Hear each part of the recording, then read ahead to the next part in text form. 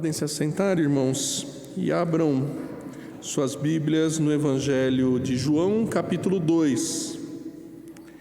Cristo Jesus presente aqui.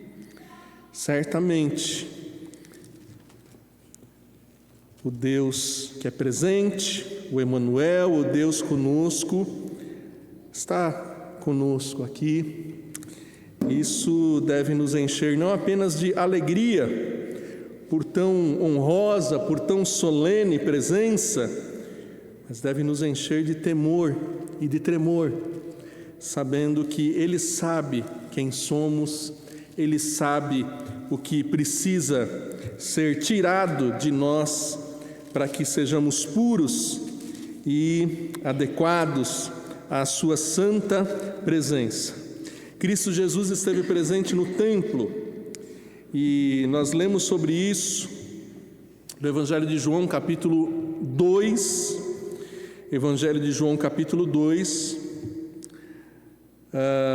dos versículos 13 ao 25.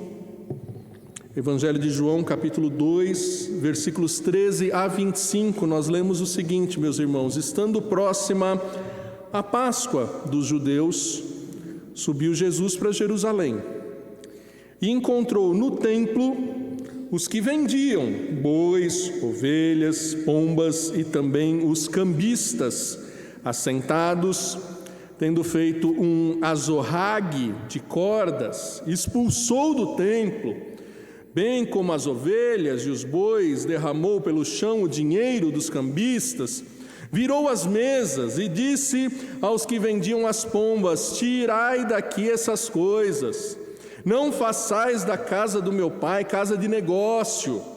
Lembraram-se os seus discípulos de que está escrito: o zelo da tua casa me consumirá. Perguntaram-lhe, pois, os judeus: que sinal nos mostras para fazeres essas coisas? Jesus lhes respondeu: destruí esse santuário e em 3 dias o reconstruirei. Replicaram os judeus: em 46 anos foi edificado esse santuário, e tu, em 3 dias, o levantarás? Ele, porém, se referia ao santuário do seu corpo. Quando, pois, Jesus ressuscitou dentre os mortos, lembraram-se os seus discípulos de que ele dissera isso e creram na Escritura e na palavra de Jesus. Estando ele em Jerusalém durante a festa da Páscoa, muitos, vendo os sinais que ele fazia, creram no seu nome, mas o próprio Jesus não se confiava a eles, porque os conhecia a todos, e não precisava de que alguém lhes desse testemunho a respeito do homem, porque ele mesmo sabia o que era a natureza humana. Sim, Jesus encontrou dentro do templo, no lugar indevido, os animais para serem negociados, o dinheiro dos cambistas para ser trocado. Jesus encontrou dentro do templo coisas que estavam no lugar errado, por isso tirou de lá. E esse Jesus que sabe muito bem sobre a natureza humana, esse Jesus que nos chamou para ser templos do seu Santo Espírito, Ele sabe se dentro de mim e de você também tem coisas que precisam ser tiradas, arrancadas, colocadas no devido lugar. Se tem coisas que não temos observado adequadamente, se a nossa fé não tem levado às obras que refletem a luz de Jesus e levam os homens a glorificar a Deus. Por isso, nessa hora, irmãos, reconheçamos que precisamos do Santo Espírito de Deus. A exemplo do que Jesus fez no templo, purificando, colocando as coisas em ordem, tendo misericórdia de nós e perdoando os nossos pecados, nossa incredulidade e tantas formas de pecado que essa incredulidade leva. Vamos ter alguns minutos de oração silenciosa. Você se coloque diante de Deus e peça para Jesus também colocar em ordem dentro da sua casa, do templo do Espírito Santo que é você. Peça para Jesus colocar em ordem como Ele fez lá no templo, ainda que isso seja dolorido, seja doloroso, mas é melhor que Ele ele arrume a casa, ele coloque a casa em ordem. E depois de alguns momentos de oração silenciosa, vou pedir para a nossa irmã Raquel nos dirigir numa palavra de oração, suplicando o perdão de Deus, a misericórdia de Deus, para todos nós, para o povo de Deus, que aqui está reunido em nome de Jesus. Depois da oração, nós vamos ficar em pé e cantar o hino 110A, Crer e Observar.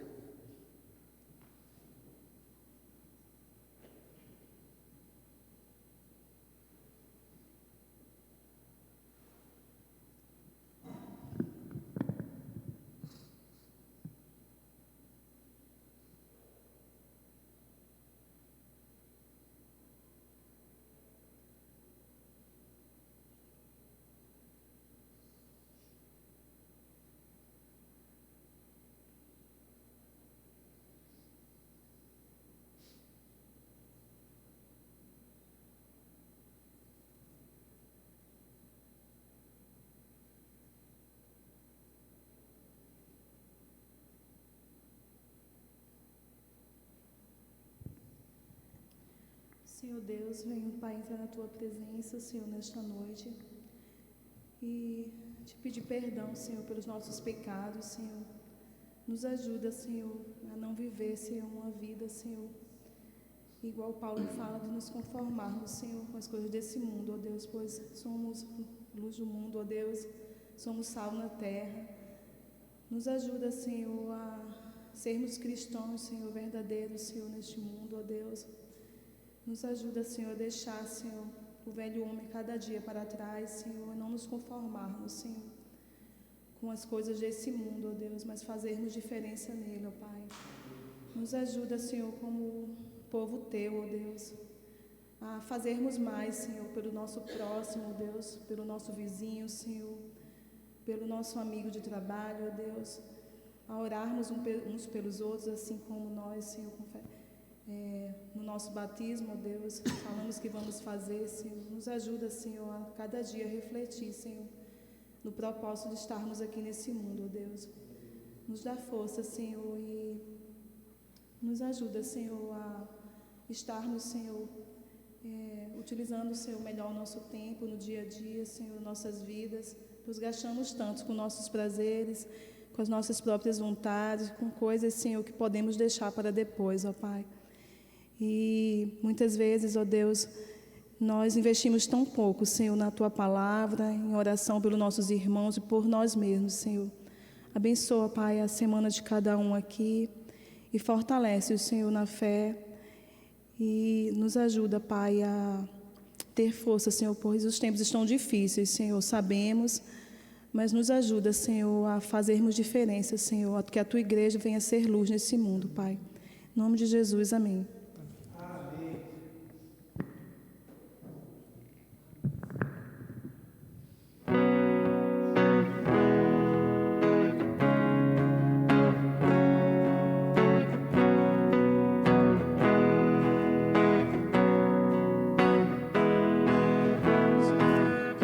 Em Jesus confiar, Sua lei observar, ó que gozo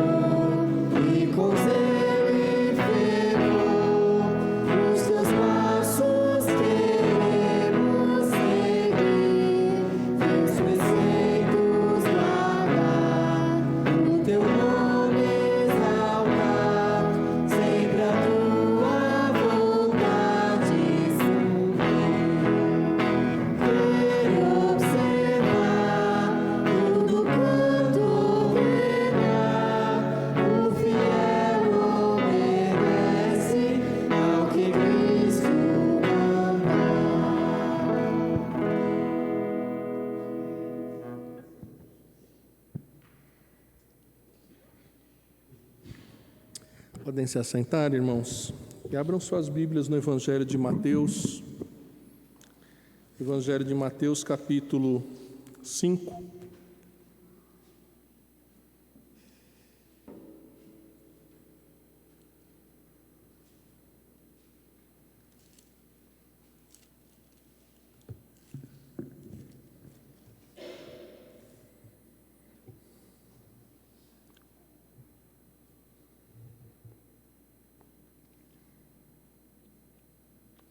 Evangelho de Mateus, capítulo 5, dos versículos 17 ao 26.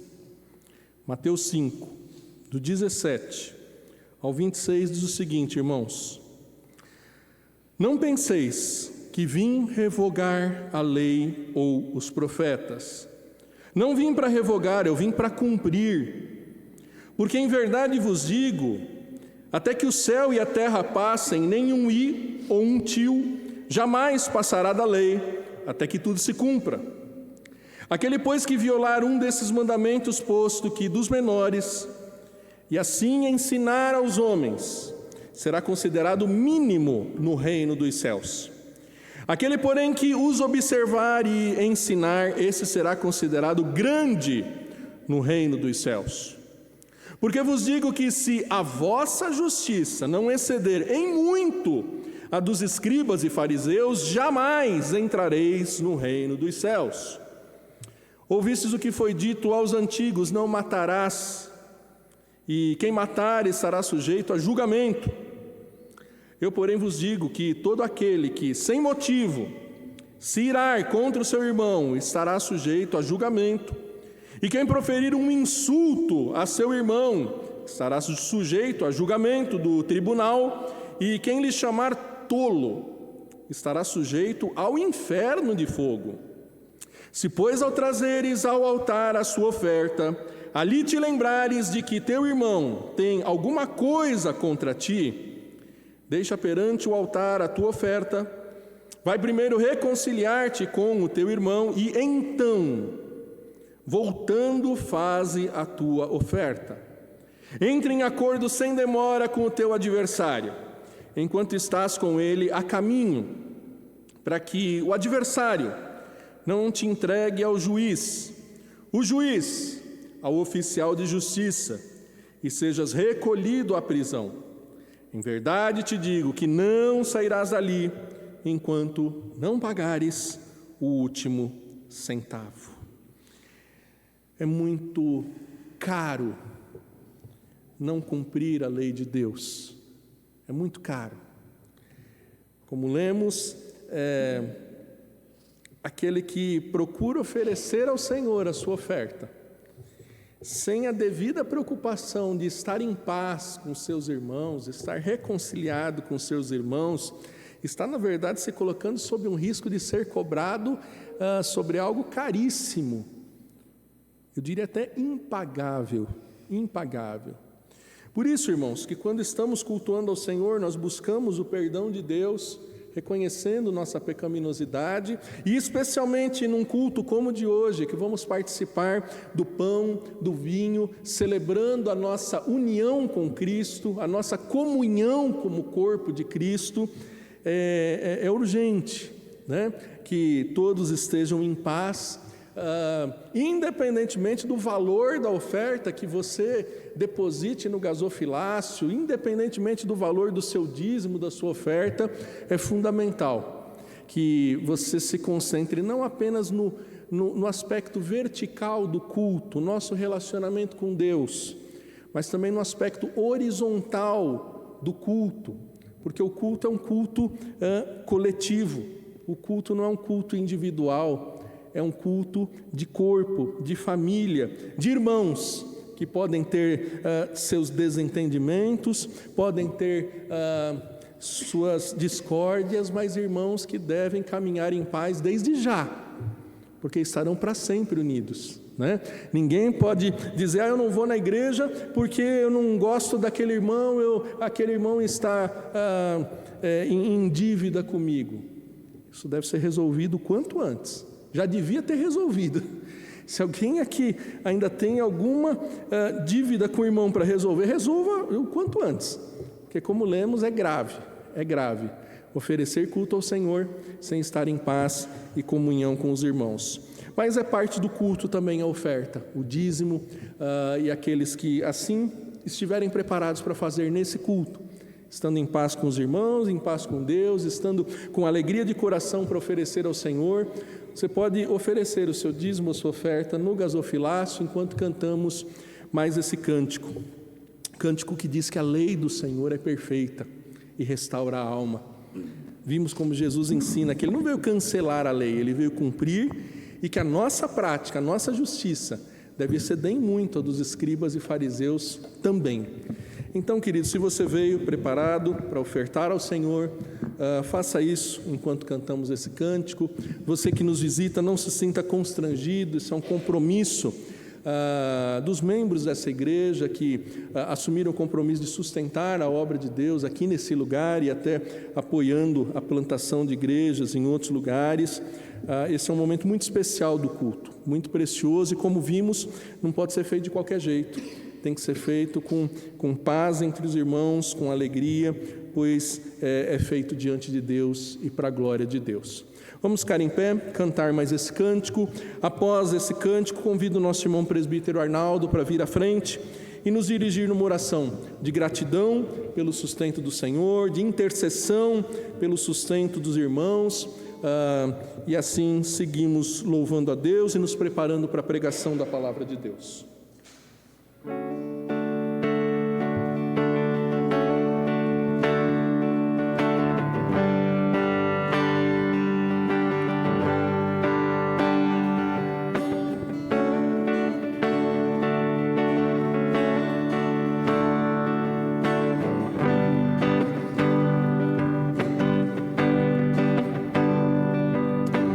Os céus em cores, seres criados.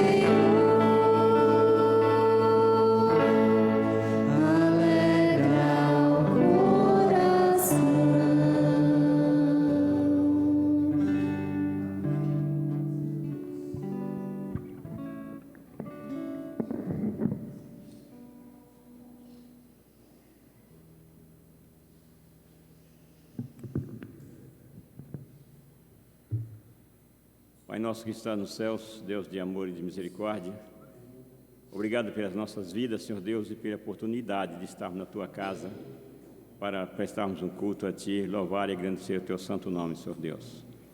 Pedimos que esteja com o pastor, que logo mais trará a mensagem, Senhor Deus, que toque aos nossos corações. Também, Senhor Deus, agradecemos pela oportunidade de tomarmos a ceia, a Tua santa ceia, conforme Tu nos ensina, Senhor Deus. Pedimos que esteja com os enfermos, esteja com cada um agora, Senhor Deus, no seu leito ou nas suas acomodações. Tem piedade de cada um, Senhor Deus, e faça conforme a Tua vontade para a vida deles, Senhor Deus. Pedimos que, no final do culto, nos levem em paz para as nossas casas, sob os Seus cuidados. Eu oro em nome de Jesus. Amém. Amém.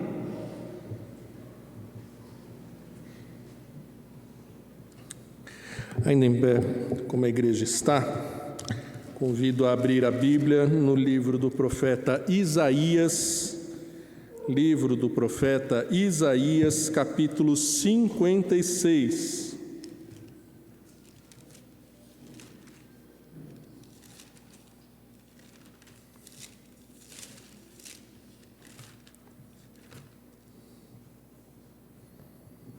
Livro do profeta Isaías, capítulo 56, versículos 1 a 8.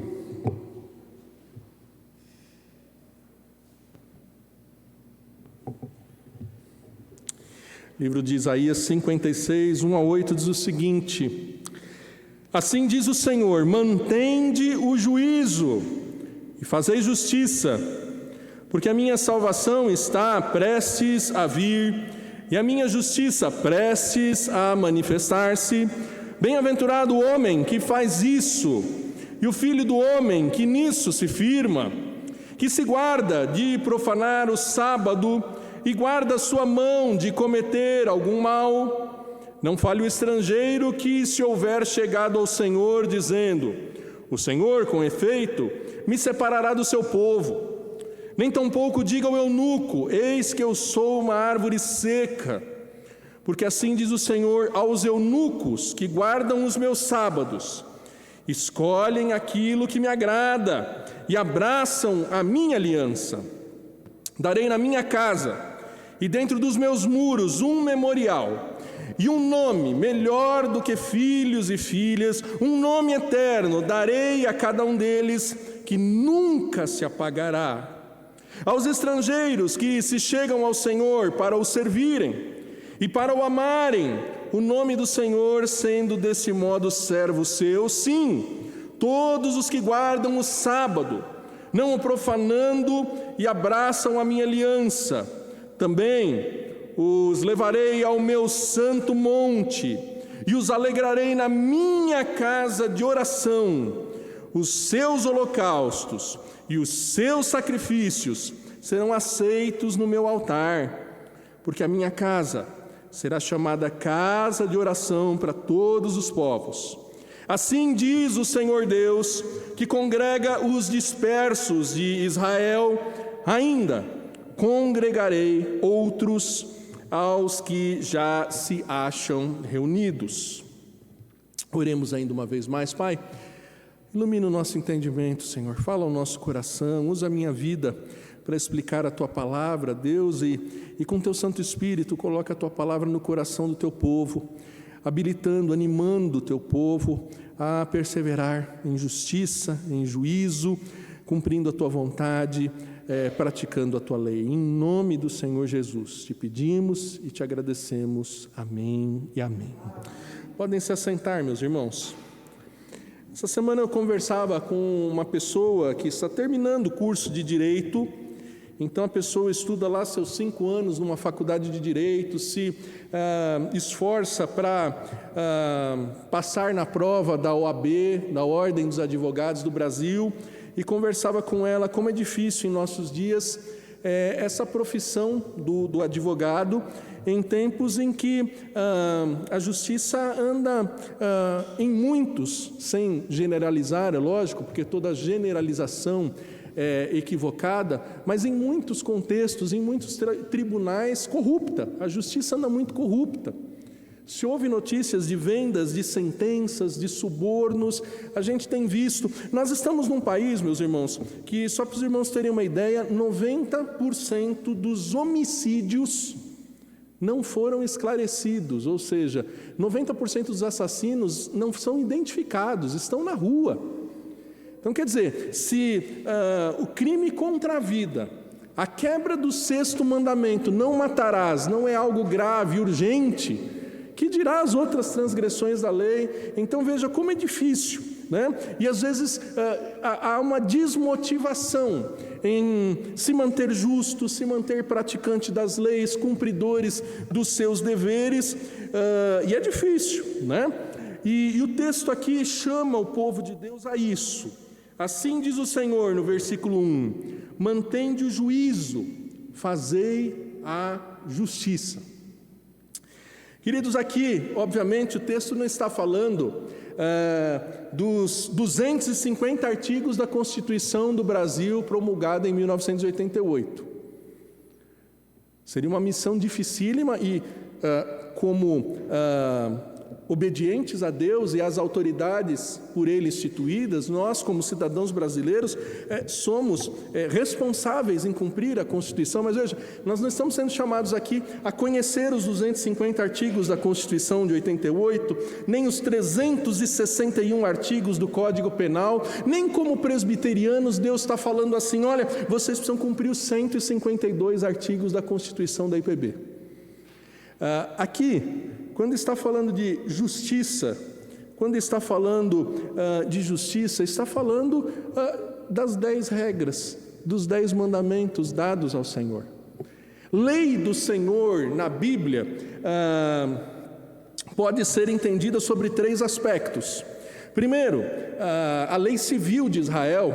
Enquanto Israel foi um estado governado por reis que eram levados a cumprir a lei do Senhor, então havia ali aspectos civis que nós encontramos no Pentateuco, nos 5 primeiros livros da Bíblia, em que a nação de Israel era chamada. Hoje eles não estão mais assim organizados, outras autoridades foram levantadas por Deus, assim como no nosso país nós temos outra responsabilidade civil.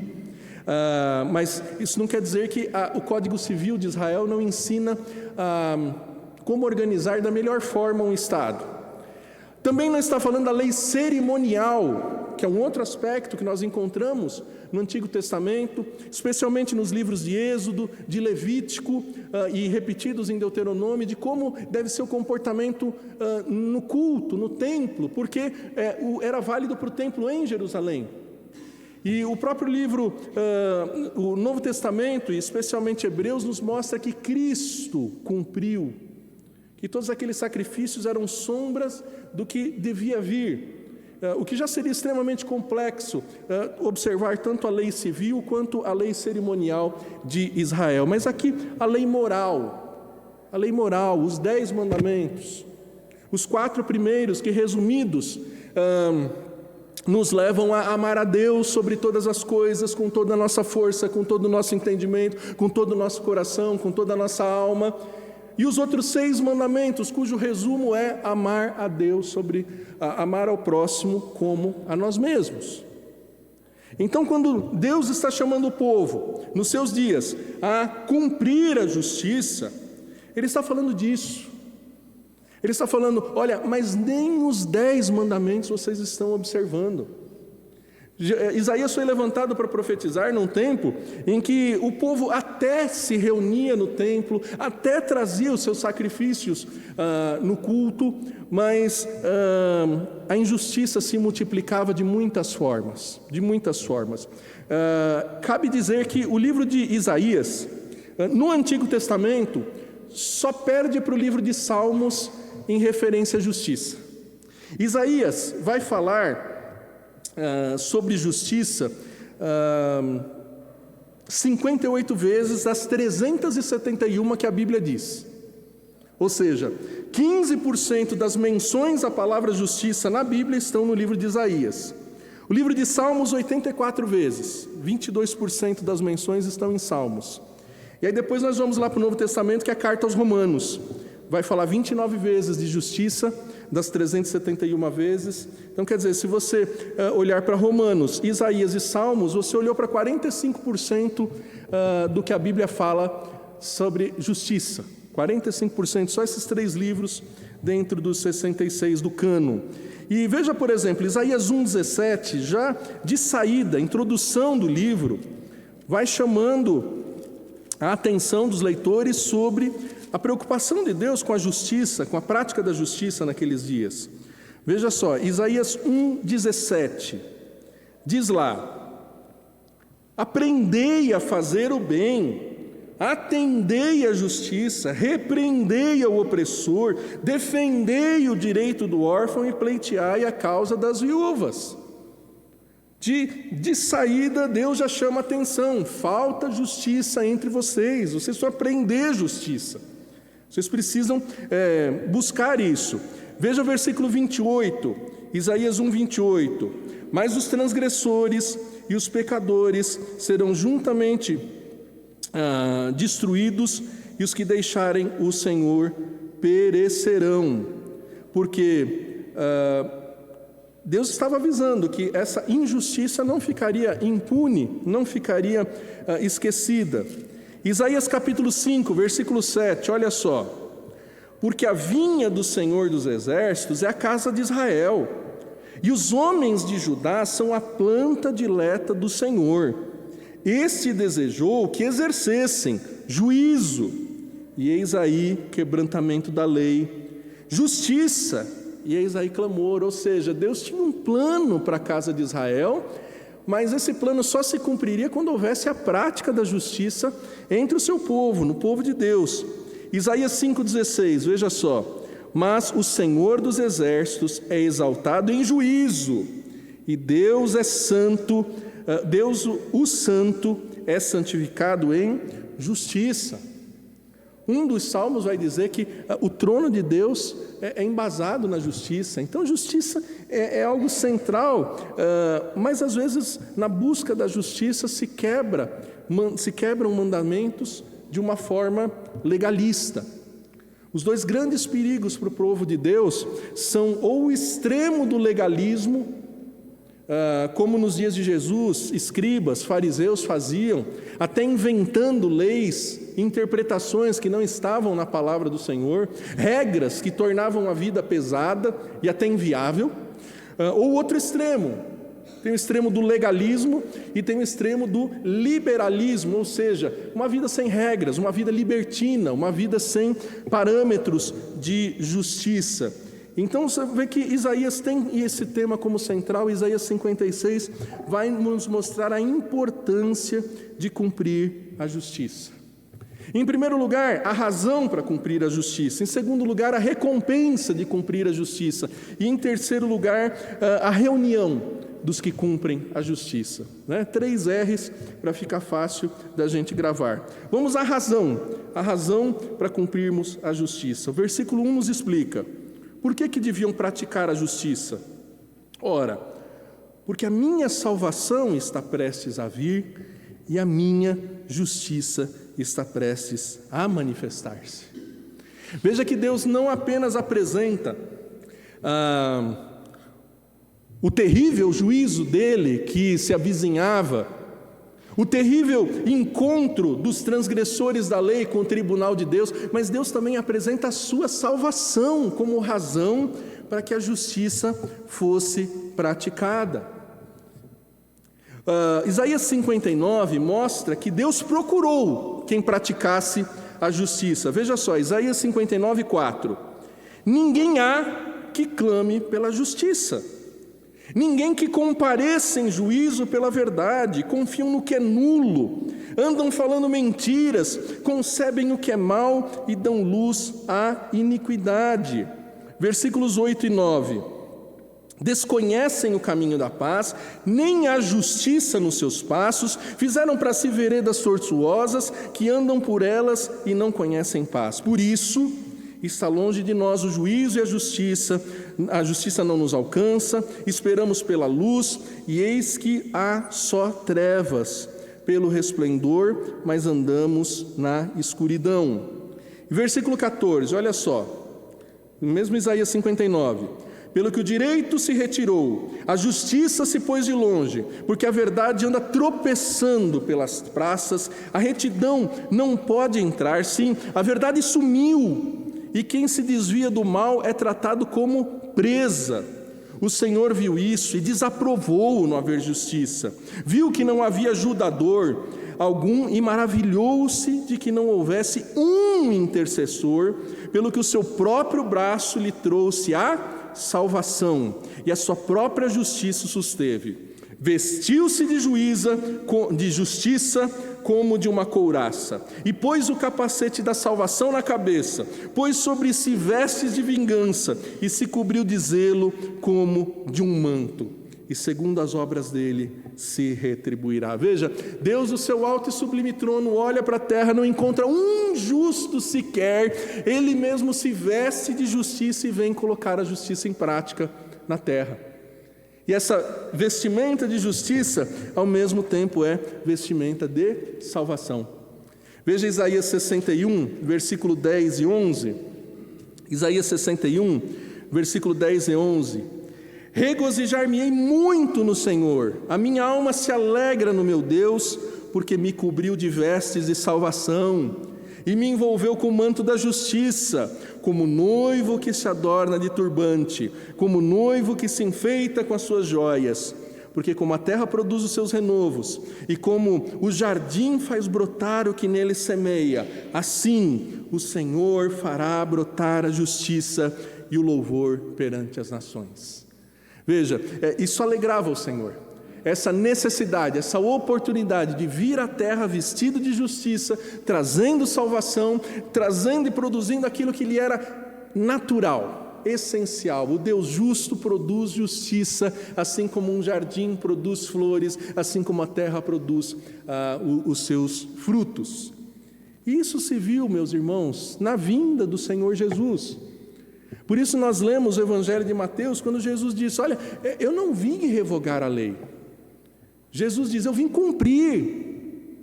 Não vai passar nenhum tio e nenhum i da lei do Senhor sem que se cumpra.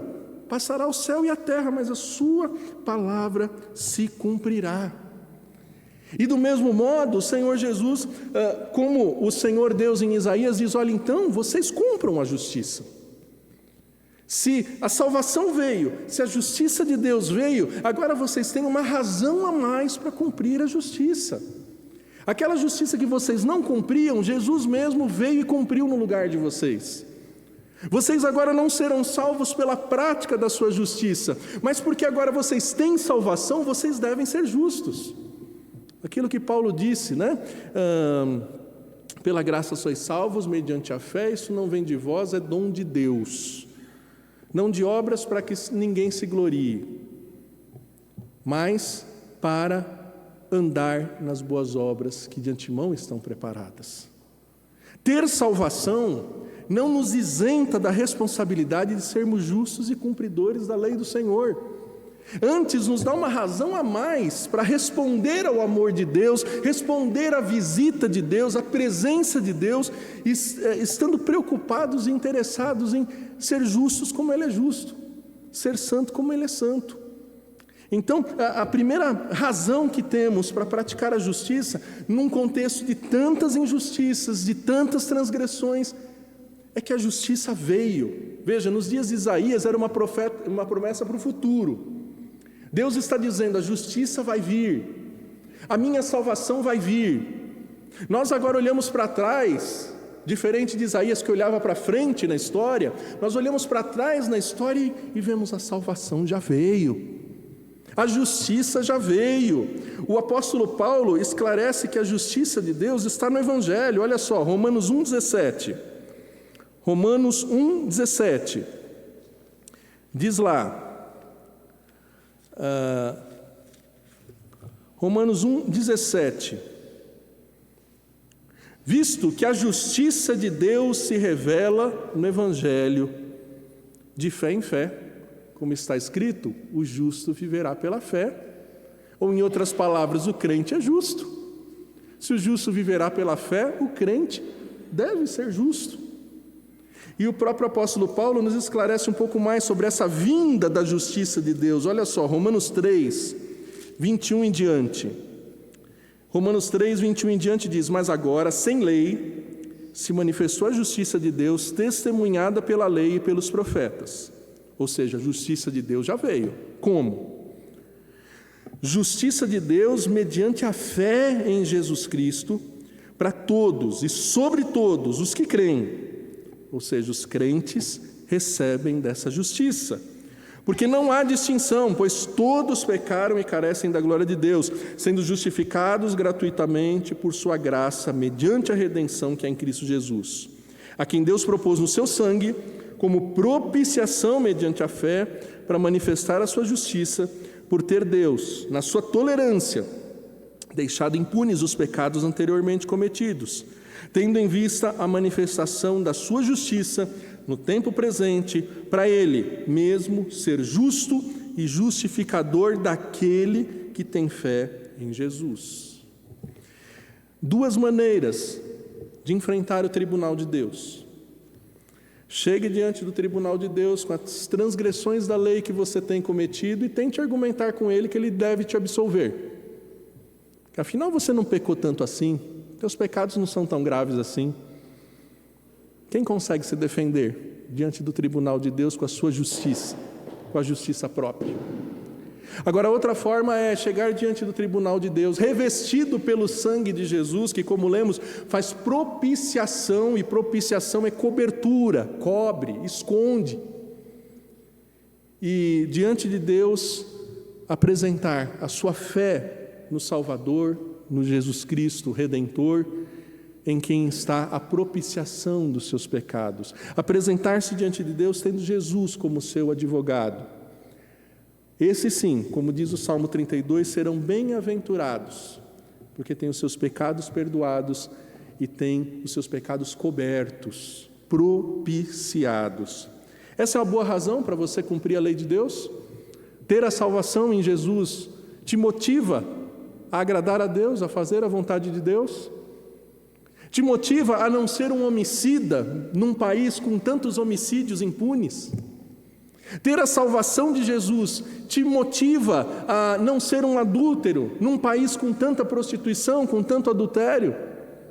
Ter a salvação de Deus te motiva a não ser um invejoso que fica cobiçando o que é do outro, num contexto de tanta ostentação que as pessoas buscam parecer em vez de ser, ter em vez de ser? Ter a salvação de Jesus te motiva a não ficar maledizendo o outro, fofocando, falando mentiras, dando falso testemunho. Ter a salvação em Jesus te motiva a honrar teus pais, os mais velhos, as autoridades. Percebe? Não nos falta razões para colocar a lei de Deus em prática. E eu só falei dos 6 últimos mandamentos. Ter Jesus como a tua justiça te motiva a não ter um outro Deus, a não ser o Deus e Pai de Jesus Cristo. Ter Jesus como seu Salvador te enche de razões para você não produzir ídolos no seu coração, não ser um idólatra, seja pelo dinheiro, seja querendo agradar pessoas. Ter Jesus como teu Salvador te motiva a não usar o nome dele em vão, não sair por aí dando mau testemunho, fazendo má propaganda do Cristo que te salvou.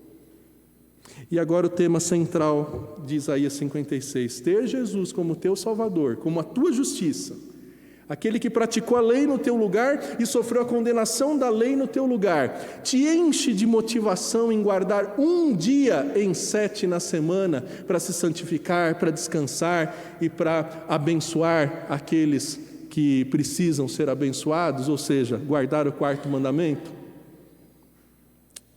Ou você anda sem tempo?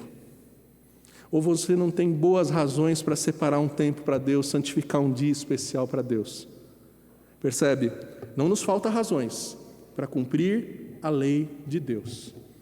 Mas você já deve aí estar fazendo uma autoanálise, uma autoavaliação. O Espírito Santo já deve estar te convencendo do pecado, da justiça e do juízo e te fazendo lembrar de quantas formas você está transgredindo a lei, você não está praticando a justiça de Deus.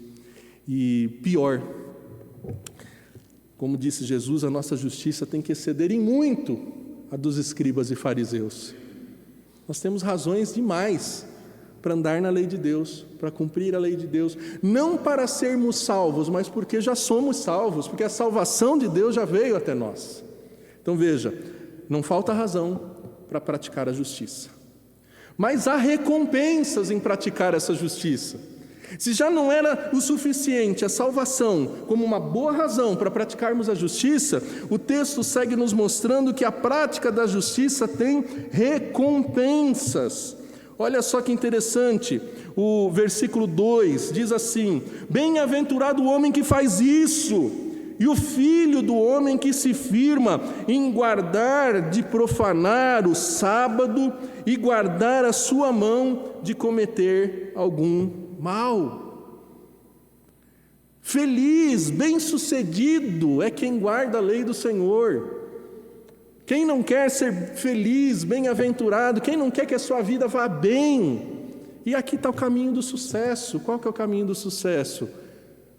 Não desperdiçar a bênção do dia separado para se santificar, para descansar, para abençoar. Não desperdiçar as oportunidades de colocar a sua mão, as suas obras naquilo que agrada o Senhor. Então nós vemos aqui que há uma recompensa, há uma bem-aventurança.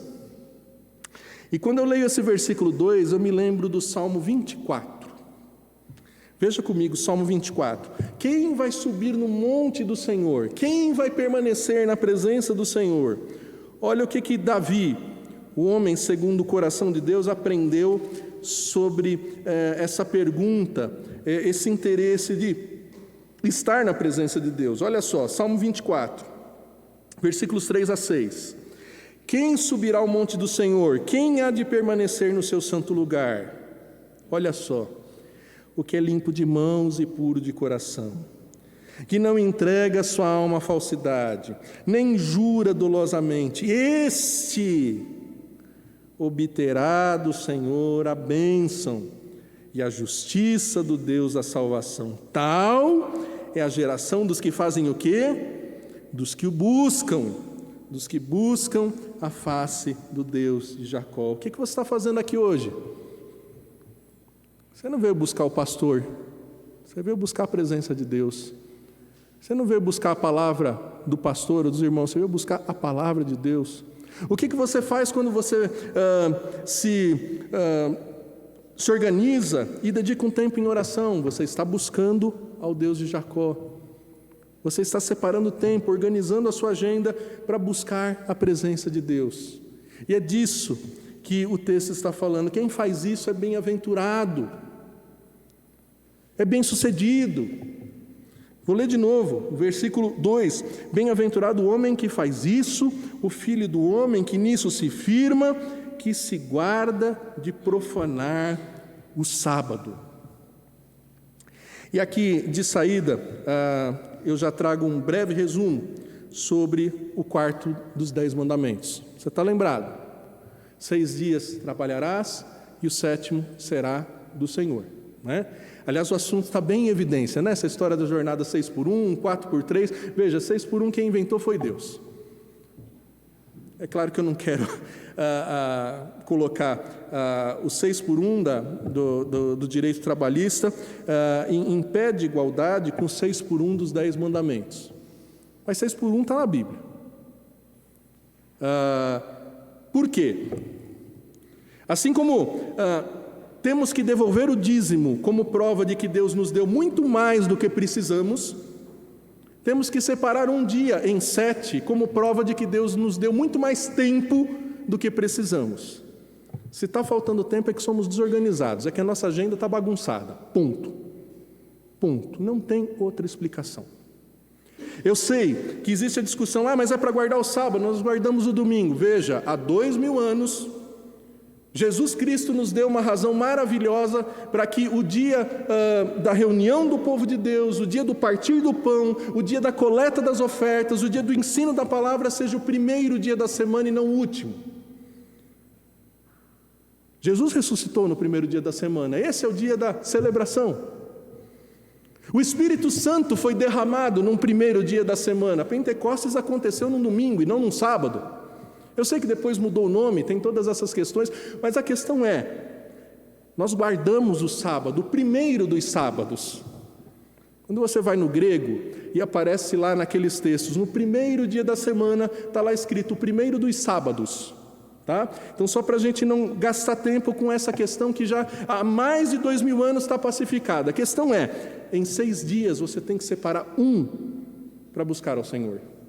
Óbvio, se você quer as bênçãos do Senhor, se você quer a recompensa, se você quer a bem-aventurança que o Senhor oferece. E nós vemos que o texto apresenta essas recompensas de forma distintas, até para o estrangeiro e para o eunuco. É como se Deus trouxesse à luz alguém que não tinha obrigação de fazer o que estava fazendo, enquanto o povo de Deus, que tinha aliança com Deus, compromisso com Deus, não guardava um dia em 7. E ele diz, olha, os estrangeiros não digam que estão separados do Senhor, não. Os eunucos não digam que são árvores secas, não, porque para eles eu tenho bênção, eu tenho recompensa. E é o que nós vamos ver aqui, a recompensa dos eunucos, versículos 4 e 5. Eunuco, você sabe, e Mateus capítulo 19, versículo 10 a 12, nos explica um pouco mais. Veja lá, Mateus 19, versículos 10 a 12. Mateus é aquele capítulo em que o Senhor está ensinando que não se deve haver divórcio. Tá? Casou uma só vez e é para ficar casado até que a morte o separe. E aí os discípulos acham isso muito difícil, né? Os discípulos acham isso muito difícil, essa discussão sobre não se divorciar e permanecer casado com a sua esposa. E aí Mateus 19, versículo 10 a 12 diz lá, se essa é a condição do homem relativamente à sua mulher, não convém casar. Como quem diz, já que eu não posso separar, é melhor nem casar. Deixa eu contar uma ilustração que eu aprendi com um pastor que já está na glória. Então, se for heresia, foi ele, e ele já está com Deus. Tá? Mas ele conta o seguinte, e me perdoem os advogados que estão presentes, né? Que um casal de jovens, crentes, noivos, na semana do casamento, sofreu um acidente, os dois morreram na hora, virgens, sem se casar. E diz que o casal de crentes lá no céu estava meio sem jeito, até que um anjo chega e pergunta, escuta, vocês estão sem jeito, por quê? Sabe como é que é, né? A gente estava tão ansioso pelo casamento, e a gente morreu sem casar. E aí a gente sabe que aqui no céu não se casam, nem se dão em casamento. E aí o anjo, sensibilizado com aquela situação, falou, eu vou conversar com a chefia. E depois de muito tempo ele volta, junto com um velhinho, né, barba branca. Resolveram abrir uma exceção para vocês dois, vocês vão poder casar aqui no céu, mas vocês têm que jurar que não vão querer se divorciar. Aí um olha para o outro assim e fala, peraí, nós estamos no céu, aqui o negócio é mais sério ainda, como é que nós vamos jurar uma coisa que a gente não sabe se vai conseguir cumprir? E aí vem o meu pedido de perdão para os advogados, irmãos, que estão aqui. Que diz o pastor nessa ilustração, tá? Vocês sabem que isso não está na Bíblia, que foi difícil para o anjo achar um pastor lá no céu para fazer o casamento daqueles dois irmãos. Mas advogado ele disse que não tinha. Advogado não vai para o céu. É brincadeira, lógico, né, irmãos? Nós temos advogados crentes aqui que têm a sua fé em Jesus, têm a sua certeza de salvação. Mas é para ilustrar, irmãos, de uma forma até bem humorada, que casamento é coisa séria. Não é para ter divórcio. E é o que Jesus estava explicando ali em Mateus 19. Por isso os discípulos dizem, então é melhor nem casar. É melhor nem casar. Mas aí Jesus vai explicar o seguinte, olha lá, Mateus 19. Jesus, porém, lhes respondeu, versículo 11: nem todos são aptos para receber esse conceito, mas apenas aqueles a quem é dado. Porque há eunucos de nascença, há outros a quem os homens fizeram tais, e há outros que a si mesmo se fizeram eunucos por causa do reino dos céus. Você sabe, por algumas circunstâncias, e até naquelas culturas, havia uma produção de eunucos, uma castração de escravos, e esses não podiam se reproduzir, ter filhos e ter família. Então era a situação que Jesus coloca aqui, que alguns, a circunstância os fez eunucos. Outros se fazem eunucos, e isso acontece até nos nossos dias, né, meus irmãos? Até nos nossos dias, essas cirurgias de produção, de mudança de sexo, é uma produção de eunucos, né? Gente que não vai conseguir produzir filhos e vai estar fadado a uma vida sem produção de famílias e de gerações. Mas há também, como diz aqui, os que se fizeram eunucos. E aqui eu creio que ele se refere, como o apóstolo Paulo ensina em 1 Coríntios, aos que, para servir ao Senhor, preferem não casar, não ter filhos, não ter família, né? Ele diz, os que se fizeram eunucos por causa do reino de Deus. Então, a questão dos eunucos é essa, eles não tinham como ter filhos, ter herança, então por isso que eles, e às vezes, eram até discriminados. E é importante entender que ninguém é obrigado a casar e ter filhos. Ou não ter filhos não é necessariamente um juízo de Deus, um castigo de Deus. Pode ser bênção de Deus, um plano de Deus para aquela família, para aquela pessoa. Isso não impede de agradar a Deus, não impede de acessar as bênçãos de Deus. E o texto aqui vai nos falar sobre isso, de que olha para os eunucos, mas não para todos os eunucos. Quais eunucos? Veja lá, versículo 4. Versículo 4, porque assim eu digo aos eunucos que guardam os meus sábados, ou seja, os eunucos que praticam a lei, os eunucos que não quebram o quarto mandamento, esses que buscam ser fiéis a Deus, eles escolhem o que me agrada e abraçam a minha aliança. Para eles eu darei na minha casa, dentre os meus muros, um memorial e um nome melhor do que filhos e filhas, que nunca se apagará, que nunca se apagará. Isso, especialmente na antiguidade, era uma preocupação. Veja, até hoje para nós, os mais novos são cuidados pelos mais velhos e depois os mais velhos são cuidados pelos mais novos. É muito importante você gerar filhos, você ter filhos, você cuida dos filhos, mas depois os filhos acabam cuidando dos pais. Então isso era muito importante naqueles dias e nos nossos dias também, né? Também. E Deus está dizendo, olha, mas quem é fiel à minha lei, quem cumpre os meus mandamentos, não vai ter falta de família, não vai ter falta de nome. Às vezes eu fico preocupado que os Cardilha entrarão em extinção, porque eu tenho uma filha só. E se minha filha não casar, se minha filha não tiver filhos, vai acabar a minha família. É uma preocupação de muitos ainda hoje. Mas aqui a Bíblia está dizendo, olha, se você cumpre a lei do Senhor, não vai faltar família para você, não vai faltar. E uma das razões, olha que interessante, é porque o povo de Deus é essa grande família. Olha lá em Marcos, capítulo 10, versículo 28 a 30. Num determinado momento, Pedro diz assim, e nós, tudo deixamos por tua causa, o que nós vamos ganhar com isso? Pedro diz isso para Jesus. Mateus 10, 28 a 30. Mateus 10, 28 a 30. Então Pedro começou a dizer, eis que nós tudo deixamos e te seguimos.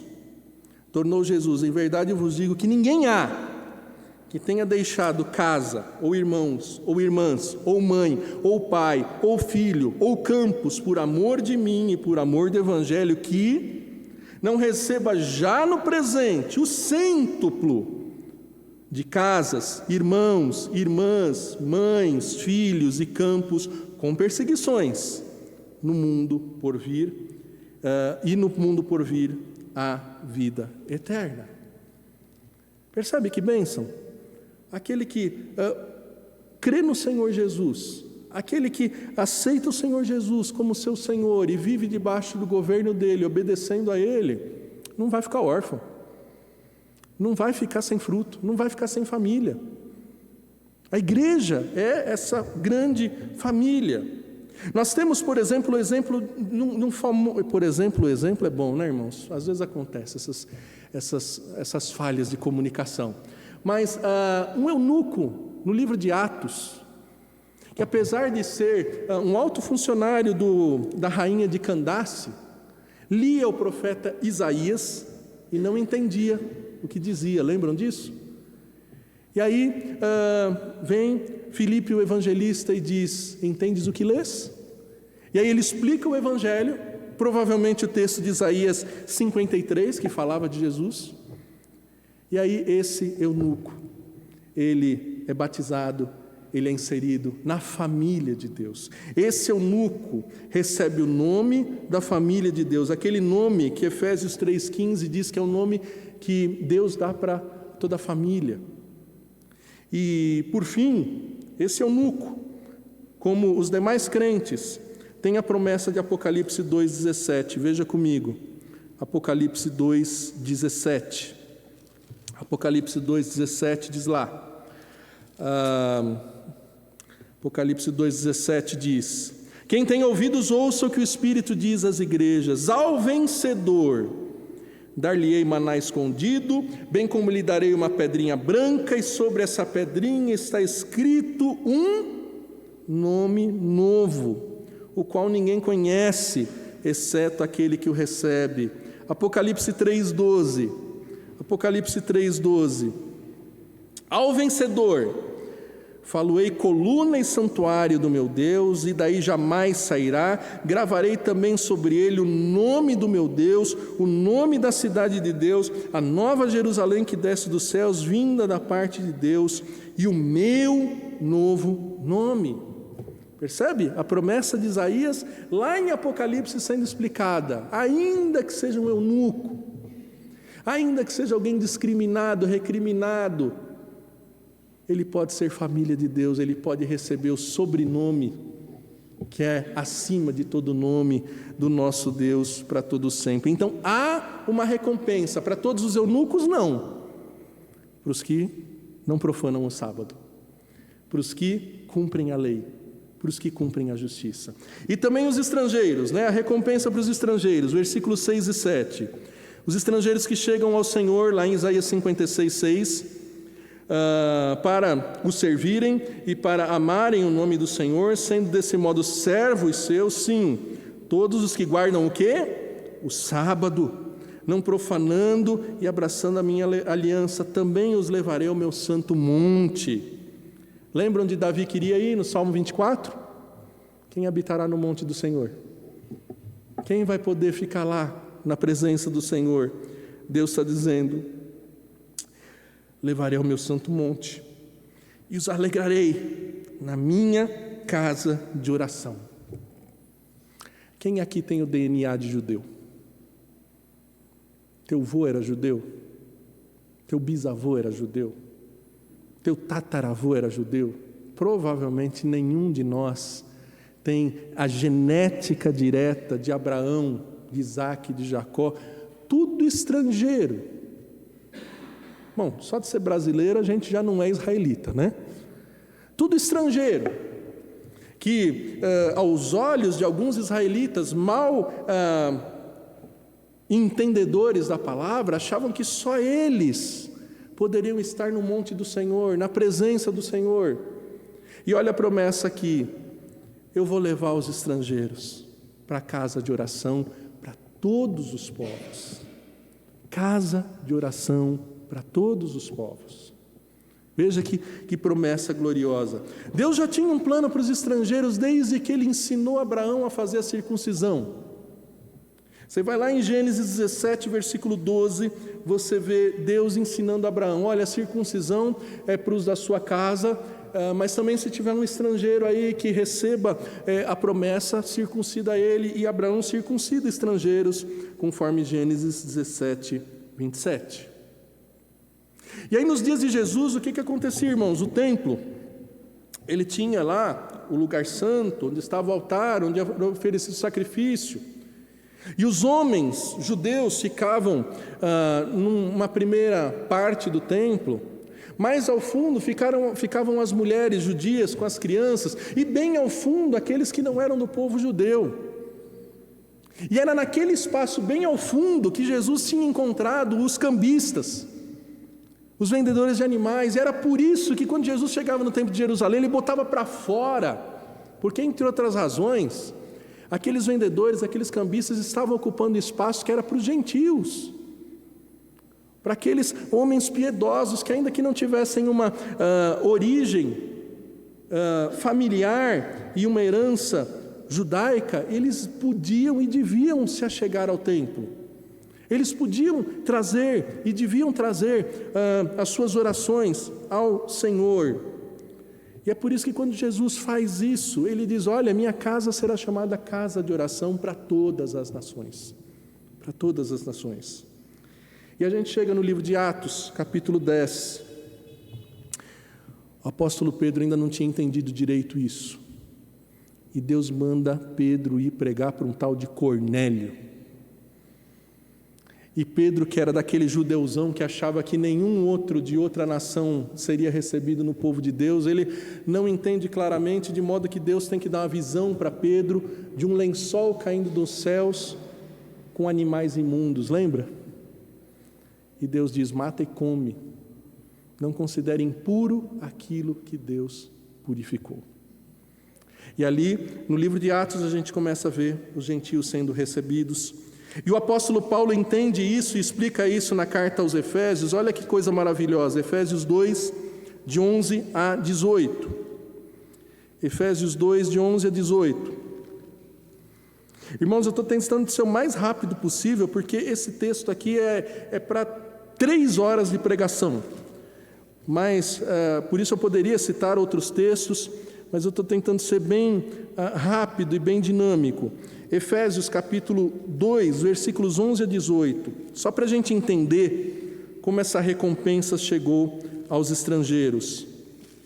Efésios 2, de 11 a 18, diz lá: portanto lembrai-vos que outrora vós, gentios na carne, chamados em circuncisão por aqueles que se intitulam circuncisos na carne, por mãos humanas, naquele tempo estáveis sem Cristo, separados da comunidade de Israel, estranhos às alianças da promessa, não tendo esperança e sem Deus no mundo.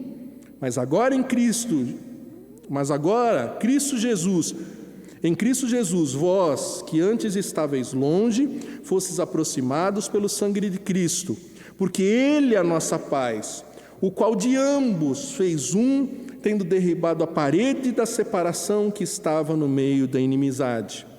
Aboliu na sua carne a lei dos mandamentos, na forma de ordenanças, para que dos dois criasse em si mesmo um novo homem, fazendo paz, e reconciliasse ambos em um só corpo com Deus, por intermédio da cruz, destruindo por ela a inimizade. E evangelizou paz a vós outros que estáveis longe, e paz também aos que estavam perto, porque por ele ambos temos acesso ao Pai em um Espírito. Deus prometeu que estrangeiros que fizessem aliança com ele e colocassem em prática a sua palavra iam desfrutar de acesso, não seriam separados, não ficariam lá longe, mas teriam acesso, como temos em Cristo Jesus, acesso ao trono de graças do nosso Deus, acesso ao corpo de Cristo, o nosso Salvador. Nós temos. Cristo não morreu mais pelos judeus do que pelos gentios. Cristo morreu pelos que Deus escolheu, de toda tribo, povo, língua e nação. Por isso nós não temos o direito de dizer, olha, você que tem determinada origem ou determinada identidade não pode entrar na nossa igreja, não pode participar do culto conosco. Não temos esse direito. A igreja não é nossa, a igreja é do Senhor. É casa de oração para todos os povos. Casa de oração para todos os povos. Aliás, a igreja foi o primeiro grupo no planeta que colocou junto gente tão diferente. Gente tão diferente. Judeus, estrangeiros, senhores, pobres, rico, pobre. A união até mesmo de homens e mulheres antes da igreja. A sinagoga era para os homens e os homens levavam o ensino para suas mulheres nas casas. Não, na igreja não, vem todo mundo, junta todo mundo. E isso foi trazido inclusive pelos nossos irmãos que plantaram a igreja presbiteriana no Brasil. Não sei se você sabe, a primeira escola que colocou dentro da mesma sala de aula brancos e negros, meninos e meninas, foi a escola americana, que hoje é a escola o Mackenzie. Então, quem entende o que é a igreja, não discrimina, não tem preconceito de raça, cor, povo. Não podemos, irmãos, de modo nenhum achar que alguém seja melhor do que outro, porque todos somos estrangeiros, todos éramos estranhos, separados da presença de Deus. E por fim, queridos, se praticar a justiça de Deus tem essa recompensa da comunhão, do fruto, que inclusive alcança o eunuco e o estrangeiro. Se praticar a lei de Deus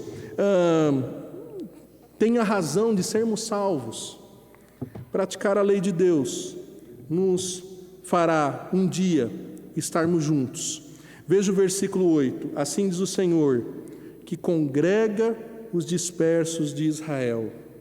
Congregarei outros aos que já se acham reunidos. Isso é fundamental, irmãos. O povo de Deus, por definição, é reunião, é congregação, é união, é assembleia. E como vimos, é reunião, congregação de gente de toda tribo, povo, língua e nação, dos estrangeiros, dos diferentes. É assim. Então não há espaço para uma prática individual, como cada vez mais está acontecendo, daqueles que, olha, eu não me reúno com uma igreja, eu não sou parte de uma igreja, não há mais espaço para isso, irmãos, porque por definição reunião e igreja é assembleia, o povo de Deus é uma reunião, e é na reunião do povo que Deus dispensa a sua bênção. Não é o que diz o Salmo 133? Quão bom e agradável é que vivam os irmãos separados, individuais, cada um na sua casa assistindo culto online. É isso que está escrito no Salmo 133? Não. Os irmãos vivam em união. Vivam em união. Hebreus capítulo 10, versículo 25 vai dizer: não deixe de congregar, de reunir, como é costume de alguns. E ele diz mais: exorte os irmãos para não fazer isso. É o que eu estou fazendo aqui e é o que você deve fazer quando você enxerga que alguém não está dando valor para a reunião do povo de Deus. O dia mais importante da semana é o primeiro dia da semana. É o dia da prática do quarto mandamento. A reunião mais importante da semana é a reunião da igreja.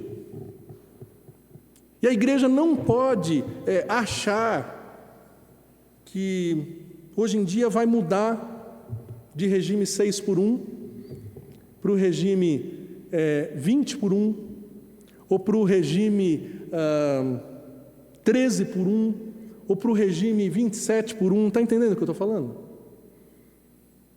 6 dias é do Senhor, mas um da semana, aliás, 6 dias é para o trabalho, mas um da semana é para estar reunido.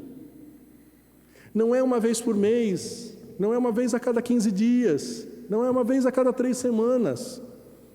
É fundamental entender que Deus vai reunir. Deus é um Deus de reunião.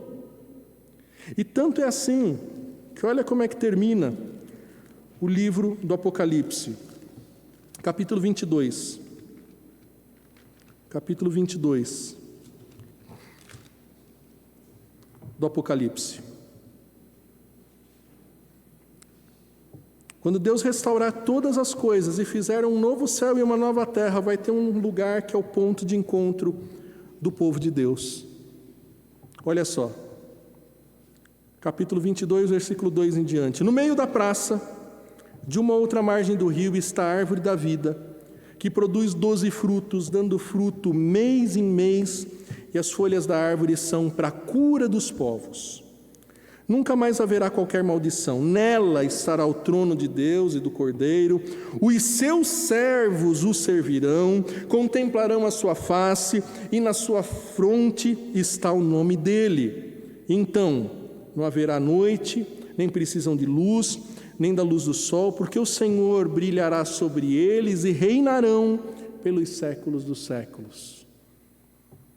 Se você não gosta de se reunir com o povo de Deus, se você tem dificuldade de se reunir com o povo de Deus, você precisa se preparar, porque a eternidade é a reunião do povo de Deus com seu Deus.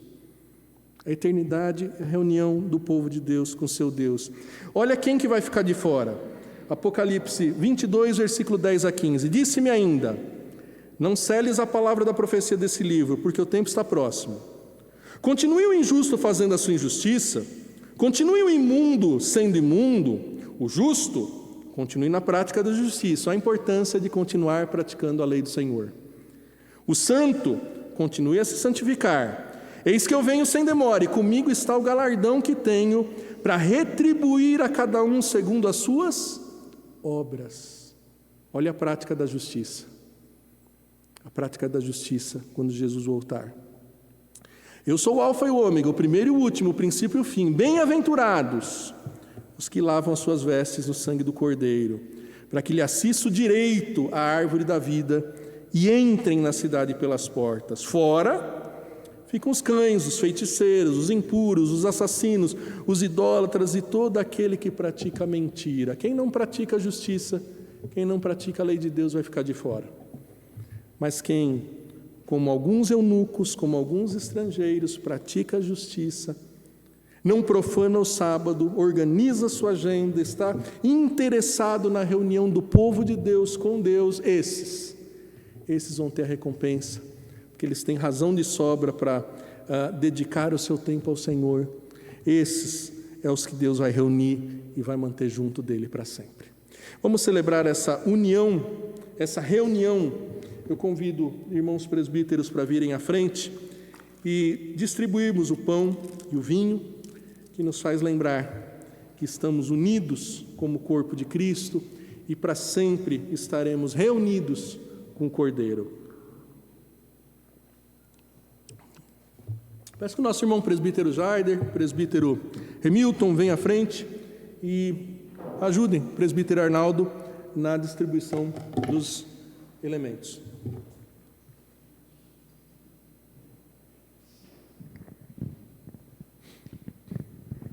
Abra sua Bíblia, querido irmão, na primeira carta de Paulo aos Coríntios, no capítulo 11. Abra sua Bíblia na primeira carta de Paulo aos Coríntios, capítulo 11. Assim diz o apóstolo Paulo, nos versículos 23 ao 34. Porque eu recebi do Senhor o que também vos entreguei, que o Senhor Jesus, na noite em que foi traído, tomou o pão, e tendo dado graças, o partiu e disse: isso é o meu corpo que é dado por vós, fazei isso em memória de mim. Por semelhante modo, depois de haver ceado, tomou também o cálice, dizendo: este cálice é a nova aliança no meu sangue, fazei isso todas as vezes que o beberdes em memória de mim. Porque todas as vezes que comerdes esse pão e beberdes o cálice, anunciais a morte do Senhor até que Ele venha. Por isso, aquele que comer o pão ou beber o cálice do Senhor indignamente, será réu do corpo e do sangue do Senhor. Examine-se, pois, o homem a si mesmo, e coma do pão e beba do cálice. Pois quem come e bebe sem discernir o corpo, come e bebe juízo para si. Eis a razão, porque há entre vós muitos fracos e doentes, e não poucos que dormem. Porque se nos julgássemos a nós mesmos, não seríamos julgados. Mas quando julgados, somos disciplinados pelo Senhor, para não sermos condenados com o mundo. Assim, pois, irmãos meus, quando vos reunis para comer, esperai uns pelos outros. Se alguém tem fome, coma em casa, a fim de não vos reunirdes para juízo. Quantas demais coisas eu as ordenarei quando for ter convosco. É fundamental entender que a reunião do corpo de Cristo é a reunião com Cristo. Cristo que morreu a nossa morte, para que unidos com Ele vivamos eternamente a sua vida. É fundamental entender que esse corpo era um corpo que sofreu castigo, que nos traz a paz, que não foi fruto de imaginação, mas foi a mais real experiência de sofrimento que alguém pôde experimentar nessa terra. Fundamental entender que realmente o corpo do Senhor foi ferido no nosso lugar, que o sangue dele foi derramado no nosso lugar, para que nós tenhamos agora propiciação, tenhamos realmente o Cordeiro de Deus que se sacrificou no nosso lugar para nos dar paz com Deus, nos dar acesso às bênçãos de Deus, à salvação de Deus, pois ele cumpriu a justiça de Deus, que nós jamais conseguiríamos cumprir e temos sido transgressores. Por isso, o texto diz que é bom a gente se examinar. O texto diz que se a gente não se julga, a gente acaba sendo disciplinado. É bom a gente fazer esse autoexame, essa autoanálise e entender que ao mesmo tempo que essa reunião é uma reunião de alegria, de celebração do corpo de Cristo, ela traz junto a lembrança de quão grave e quão triste foi o nosso Salvador ter que morrer no nosso lugar, para que os nossos pecados fossem devidamente castigados, atendendo à justa justiça do nosso Deus. Então participemos da ceia com essa lembrança, com esse discernimento. Aqueles que já deram provas da sua fé, já professaram a sua fé, receberam o batismo, publicaram essa fé, estão em comunhão com uma igreja genuinamente evangélica, são convidados a participar da mesa do Senhor.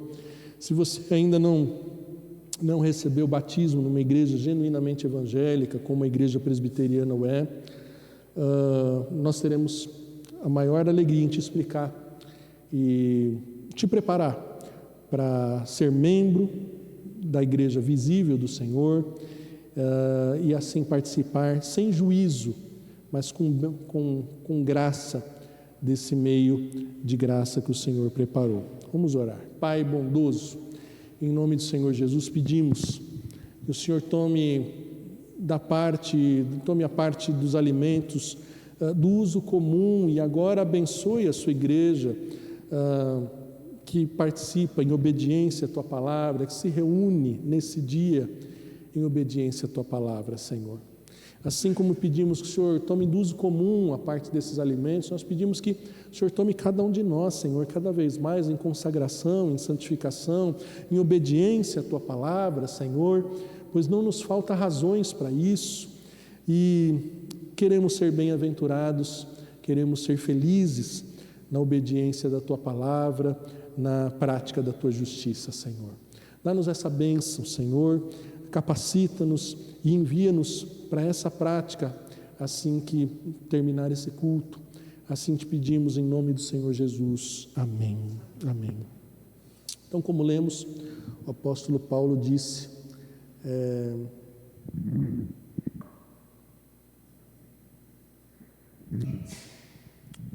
que recebeu do Senhor, ele entregou. Disse o Senhor Jesus: esse é o meu corpo, que é dado por vós, comei dele, fazei isso em memória de mim. Esse pão já é o sem glúten, tá? Se você tem alguma restrição alimentar, pode participar do pão sem nenhuma dificuldade. Convido os irmãos a ficarem em pé e vamos distribuir também já o cálice. Disse o Senhor Jesus: esse é o cálice da nova aliança, o meu sangue, bebei dele, fazei isso em memória de mim.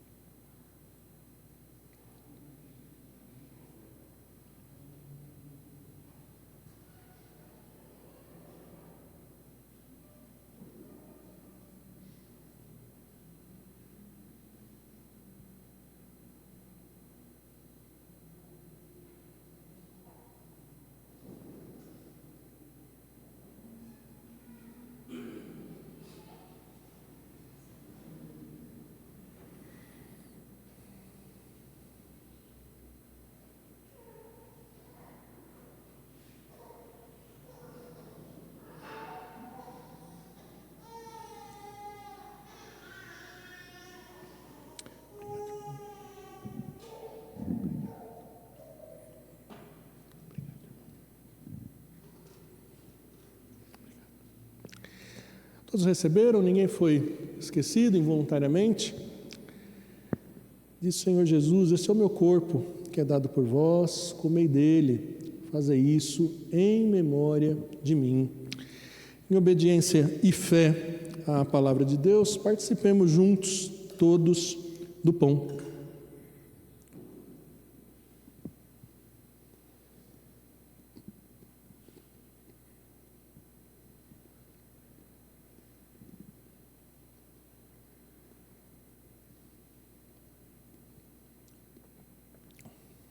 Te agradecemos, Senhor Deus, por alimentar a nossa alma, a nossa vida toda, de uma forma eterna e abundante, com o Teu Filho Jesus como pão da vida.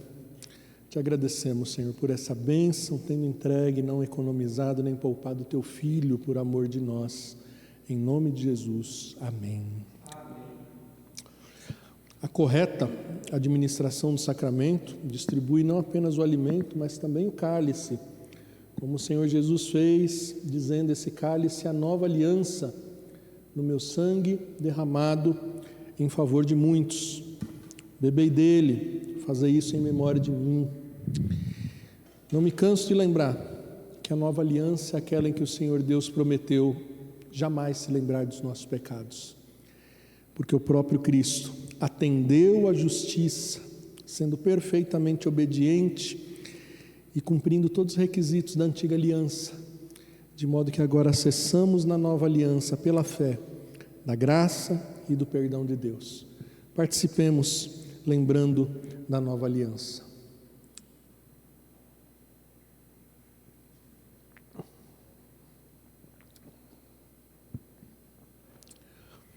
Ó Deus, te louvamos pelo sangue do Teu Filho, Cordeiro de Deus, que tira o pecado do mundo. Louvamos, ó Pai, porque Ele recebeu a maldição, recebeu o castigo, que era para nós, ó Deus. E não apenas isso, enviou Teu Santo Espírito para que agora o pecado não tenha mais domínio sobre nós.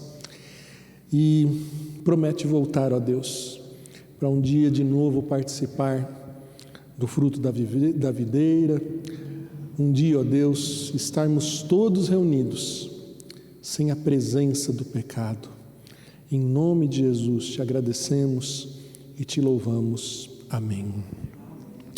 Nós vamos encerrar esse momento de culto cantando o hino 340, Vera Páscoa. Pedi para o presbítero Jaider fazer a oração final depois do hino, por favor. Impetramos a bênção.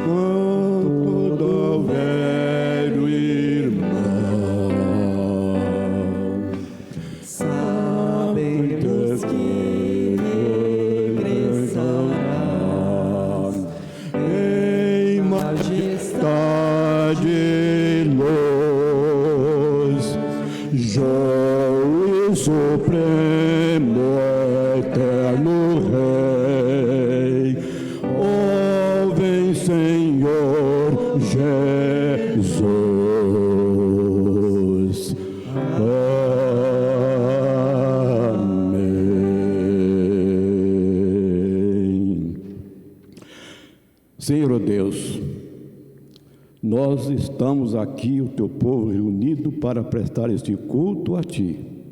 Só o Senhor, merecedor e único que pode receber culto, é o Senhor. Nós estamos aqui para isso. Nós não fizemos isso durante esse tempo que estamos passando aqui. Através da música, através das orações, a leitura, o estudo da Tua Palavra. Muito obrigado por isso. E nós queremos Te agradecer imensamente, Senhor Deus, porque o Senhor enviou Jesus Cristo, Teu Filho, para ser essa ceia, ser essa Páscoa, para perdoar nossos pecados, para nos dar vida eterna, porque o Senhor fez isso por nós. Seu corpo pregado lá naquela cruz, e o Seu sangue derramado também lá, foi para perdoar o meu pecado, para perdoar o pecado daquele que crê no Senhor. Muito obrigado por tudo isso. Abençoe-nos, dirige-nos e tenha misericórdia de nós, que nós tenhamos as condições de estarmos dando valor a isso que o Senhor fez por nós e estarmos Te louvando cada dia. E que esta semana, todos nós possamos estar pensando nisso, de estarmos cultuando a Ti, louvando a Ti, lendo a Tua Palavra, e estar em comunhão com o Senhor, quando nós estivermos também em comunhão com nossos irmãos, com nossos amigos, com aqueles que nos cercam. Nós te explicamos tudo isso em nome do Senhor Jesus. Amém.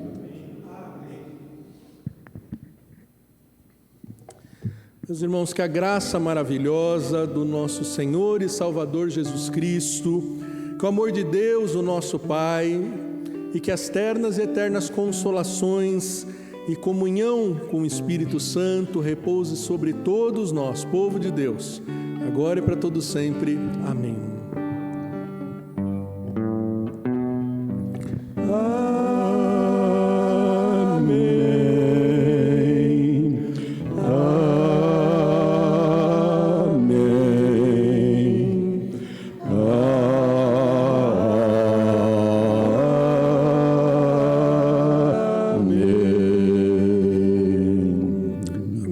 Podem se assentar. Queremos agradecer e publicar a nossa alegria por aqueles que nos visitam, né? Segunda vez que o irmão nos visita, não é? Segunda vez. Como é que é o nome do irmão mesmo? André, muito bem-vindo, viu?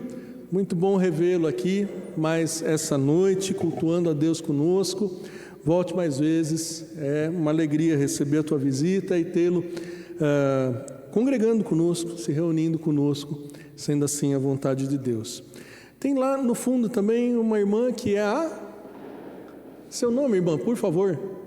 Isso, por favor. Meu nome é Maria. Maria da Conceição, seja muito bem-vinda, viu? Primeira vez que a irmã vem? Primeira vez, seja muito bem-vinda, volte mais vezes, Deus abençoe. Oi? Ah, que bênção, seja muito bem-vinda, viu? Muito bem-vinda. Sentimos a falta de muitos irmãos, até por conta talvez do feriado, alguns viajando, né? Simone, querida, Nicole, essa igreja estava saudosa e querendo abraçá-la, certamente vai abraçá-la, né? Que Deus continue consolando. Temos orado pela consolação, conforto da família da irmã, pela irmã. É bom revê-las já o quanto antes, louvando ao Senhor e buscando a presença de Deus. Deus abençoe. Essa semana, queridos, temos mais um feriado na terça-feira. Na quarta-feira, né? Na quarta-feira, mais um feriado, 20 de novembro. E isso nos dá a oportunidade de, na terça-feira, alongarmos a nossa reunião de oração, termos um período maior de oração aqui na igreja, como que uma vigília, começando às 8 da noite e terminando, quem sabe, entre 11 e meia-noite. Então você está convidado a vir para a igreja, terça-feira, às 8 da noite, para a gente ter um tempo maior de reunião de oração, tá? Podendo, venha e tenhamos um tempo mais numeroso de oração, uma reunião de oração mais numerosa, tá bom? Então temos isso. Então são esses os avisos. Tem mais algum aviso que eu esqueço de dar? Acho que não, né? Oi? Não? Tem um aviso sim. De manhã falamos. Dia 21 de dezembro está programado alguns irmãos aqui da igreja ir lá no Hospital do Grajaú para ministrar cânticos de Natal, abençoando, né? E de alguma forma levando a mensagem do Natal para aqueles que estiverem internados no hospital. Se você tem interesse, procure o Smile e aí o Smile vai te passar, né, algumas características especiais para que você participe em relação à tua saúde, à tua disposição de cantar. E aí, quem sabe você possa fazer parte dessa equipe que vai estar no dia 21, sábado 21 de dezembro, no Hospital Grajaú, levando a mensagem do Natal pela música, tá bom? Então são esses os avisos. Tenham uma boa semana, bom em paz, que Deus os abençoe, meus irmãos.